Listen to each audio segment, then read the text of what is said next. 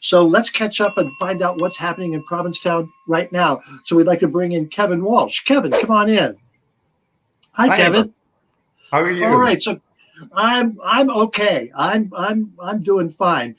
How are you? Because you work at the Boatslip and you tested positive this week. I did, yeah. And there have been some of us there who have tested positive and also following the guidelines from what we understood.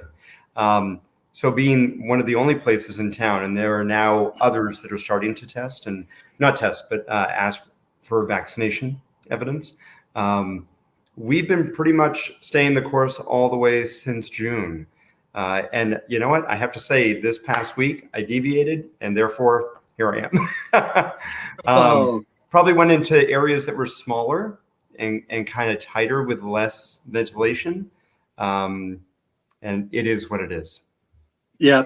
All right. So how's the Boatslip doing? I mean, it's the big place to be from 4 o'clock to 7 every afternoon. I mean, how many people fit on that deck? Oh, I mean, you can get anywhere over 2,500, just under 3,000 or so folks there.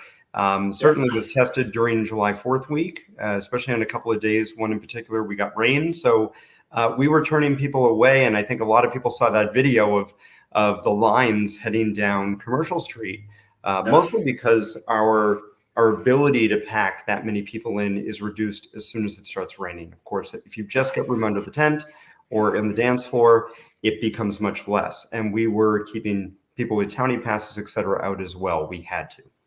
So once you reach that capacity, you have to do that. All right. So what has changed this past week in Provincetown? Anything? Oh, I think many more businesses have now taken it to heart on both wearing masks indoors and also asking for evidence of vaccination. So I've only just recently heard about this, and I can't say from specific businesses just yet, but others are following that path that the Boatslip began. And it was the town that suggested it as much as well. So in that first week, when we started hearing about July 4th and the issues that folks were having just after that, the town got onto that and at least said, here is what we think are the best practices going forward.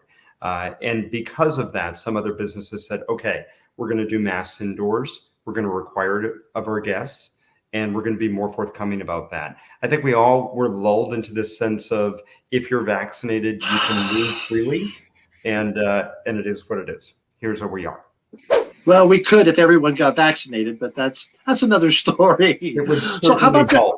Yeah. How about the shows? I know Ms. Richfield was inside. Are she still inside? Do you know, or they moved back to the parking lot? I've heard at least that there were plans for those to move outside. Varla Jean was also looking to move outside as well. So the Crown and Anchor, I know, has turned the Wave Bar into more like a dressing room. And that works for both the Paramount indoors, but also works for anything that needed to be moved outdoors. So each one of those businesses has taken it very seriously.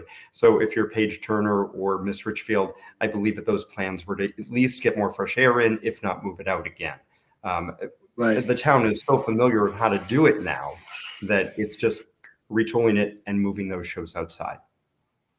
We just what do you see? You know? Do you see anything coming up the rest of the summer? What?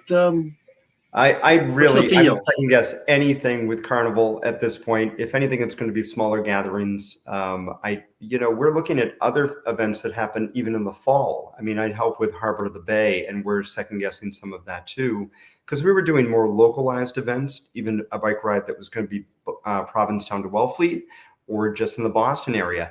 And we have to really stay on top of our public officials and our health officials and keeping them in the loop as to what's the safest for the participants. Well, Kevin, thank you so much for coming on and telling us. You're giving me a little hope. Like I said, Russell and I will be down there for Carnival Week, and we're looking forward to it. And unless you close the door and don't let us in, we're going to be there, and we'll be safe.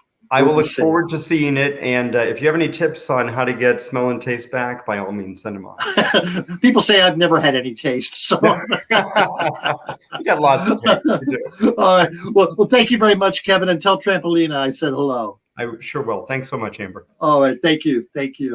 All right. So, I think everyone watching this show has been vaccinated. I trust that. You're smart enough to watch the show, so you're smart enough to get shot. So but we got to wear masks. Yeah, we got to start wearing our masks again just to protect others. Thanks for watching. I hope you enjoyed it. And please remember to subscribe to Amber Live YouTube channel.